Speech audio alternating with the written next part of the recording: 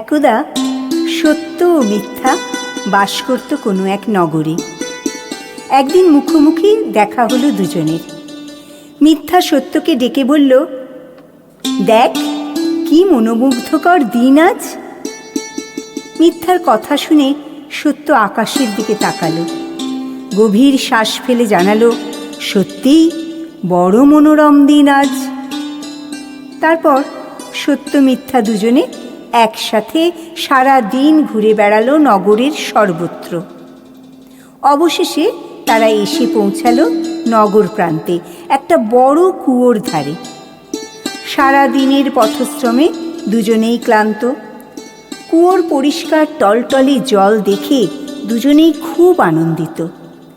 মিথ্যা সত্যের উদ্দেশ্যে বলল, এসো এই স্বচ্ছ সুন্দর জলে দুজনে একসাথে স্নান করি, শরীরের সমস্ত ক্লান্তি দূর করি। সত্যের মনে খানিকটা সন্দেহ জাগলেও জল পরীক্ষা করে দেখল যে কুয়োর জল সত্যিই খুব সুন্দর। তাই জামা কাপড় ছেড়ে কুয়োর পাশে রেখে দুজনেই নেমে পড়ল কুয়োর ঠান্ডা জলে শরীরের ক্লান্তি দূর করতে। হঠাৎ মিথ্যা উঠে পড়ল কুয়ো থেকে।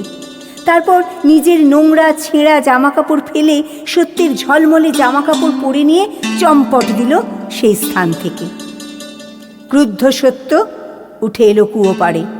তারপর নগ্ন দেহে দৌড়তে লাগলো মিথ্যার পিছু পিছু। মিথ্যা ততক্ষণে সত্যের নাগালের বাইরে।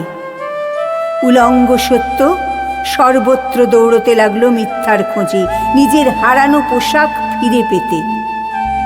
সারা পৃথিবী দেখতে পেল নগ্ন সত্যকে। লজ্জায় ঘৃণায় রাগে মুখ ফিরিয়ে নিল নগ্ন সত্যের দিক থেকে। বেচারি সত্য ফিরে গেল সেই কুয়োর মধ্যে। আত্মাভিমানী সত্য চিরতরে আত্মগোপন করে রইল নির্জন কুয়োর মধ্যে, লোকচক্ষুর অন্তরালে। আর সেই থেকেই সত্যের ঝলমলে পোশাক পরে বহাল তবিয়তে সাড়ম্বরে রাজ করে চলেছে মিথ্যা সারা পৃথিবী জুড়ে। মানুষের আজ আর কোনো প্রয়োজন নেই সত্যের, সে যে বড় নগ্ন।